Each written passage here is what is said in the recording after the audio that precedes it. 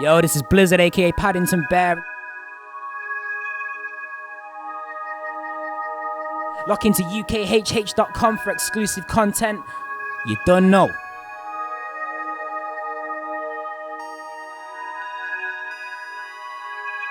Who's this I'm sitting with?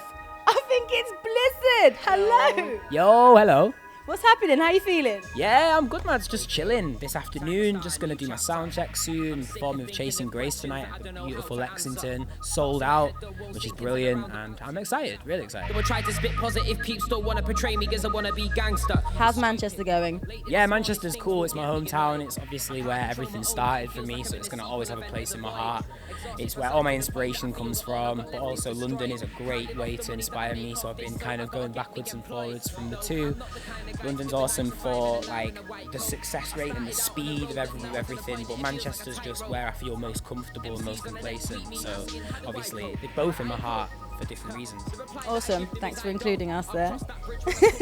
And on the Manchester scene, what's popping off? Is there any good artists that you think are worthy or ones to look out for? Yeah, there's quite a few artists at the moment that I'm really feeling. There's an artist called Tyler Daly who's absolutely brilliant. He used to be Hoodman, and he's doing like a lot of vocal stuff and a lot of live work, which is amazing. There's Rio who's doing it, flying the flag for Manchester.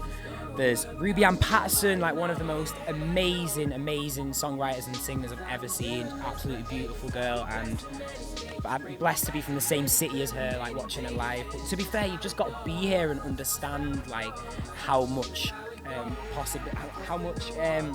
talent there is. You know what I mean? Absolutely. Time to start a new mind state. Couldn't see where I was at, then all of a sudden my pupils started to dilate. I wish people understood that I won't make music that I hate. So then when I put out my new stuff, my old fans wouldn't become so irate. I know some. Following the success of your Sooner Than Never, you've got a new EP coming out, right? Tell us a little something about that. Yeah, so it's my second EP called Testing the Water. It's a bit different to Sooner Than Never in the sense that the music, the inspiration and the focal points behind it are completely different. It's much more of a broad sound, much more different genres. So there's like influences from rock, influences from like soul, influences from jazz, and then there's also the typical urban style that my music provides. So it's much more versatile than my last project. Yeah, I can imagine so, because I saw you play before Gets. You were warming up for Gets, and it was a fantastic combination of mashups and your own stuff. So the beginning, you had a few tracks that were mashed up with Tracy Chapman and Oasis.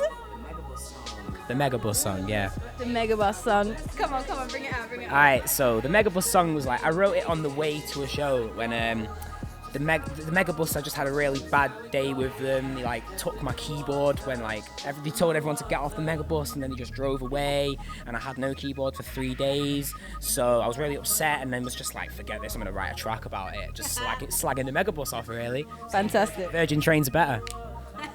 Endorsement. Richard Branson, come on. Hit me up, man. Money. I want that yearly ticket to Houston. Hit me up.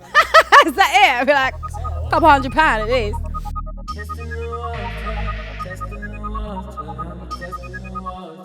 When I watched you do your gig at Apartment 58, I had a lot of people around me, and when you started playing on your keyboard, everyone was like, what? Yeah.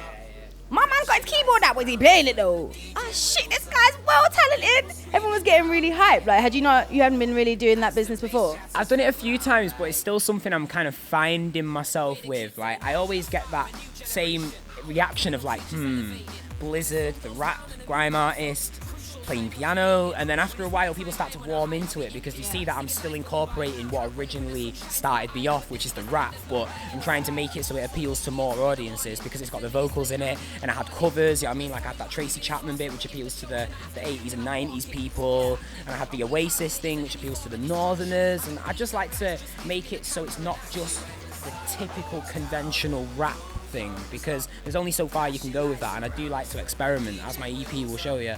So playing piano and rapping is the perfect thing for me because it's kind of me finding my own little niche, you know. Sure, it was really great to watch. It was like pop star, grime artist, pop star, grime artist, pop star, grime artist. It was fantastic, and your voice is lovely as well. It really is.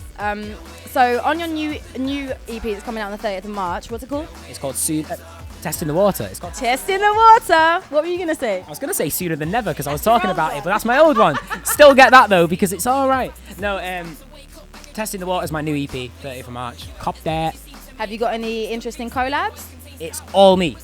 All me this time. I like it. Just me. Same as my last EP. All me. All me. Yeah. So, I don't know. I think with my next project, I probably am going to bring in some features. But I think I just want to focus on finding my sound first because I don't want to bring people in on a project that I'm half-hearted about. I'd rather work on a project so I'm fully happy with it and then know where I'm going and be able to bring people in on my music. That's very smart.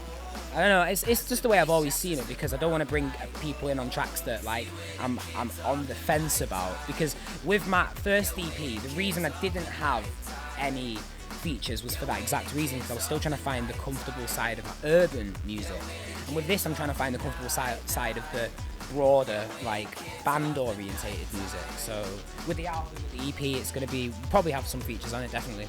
Okay, fantastic. So where are you on the fence at the moment?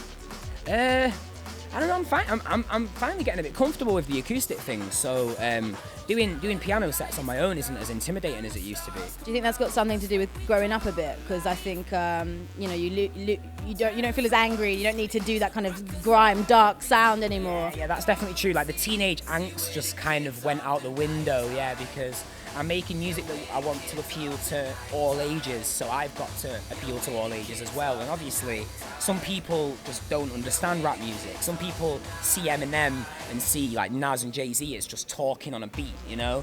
But I've always saw it as a kind of poetry. It's a very, very underlooked and like, it's kind of a weird art form because some people absolutely love it and some people hate it, but some people are just so indifferent to it and don't understand it. And that's why I like to bring different genres into the mix so there's at least one attribute of my song that you can respect. That someone's going to get into. Yeah, well, all lyrics are poetry, you know? Yeah, definitely. Anything that rhymes, any prose, any spoken word, any even just like, any poetry, any music, to me is poetry because it's a stream of consciousness from somebody's head, and I think it's a beautiful thing. And songwriting is a very tough thing to master, but I don't know. Maybe in a few years I'll have mastered it to my like standards of where I want to be. You know. Thank you, Blizzard. Thank you. Pleasure. Woo!